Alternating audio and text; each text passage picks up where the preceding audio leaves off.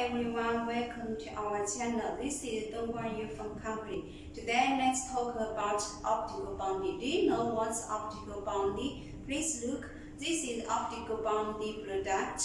Optical bonding is to paste the touchscreen and display completely together with wet glue or optical glue such as OCL or OCR. This bonding method is seamless.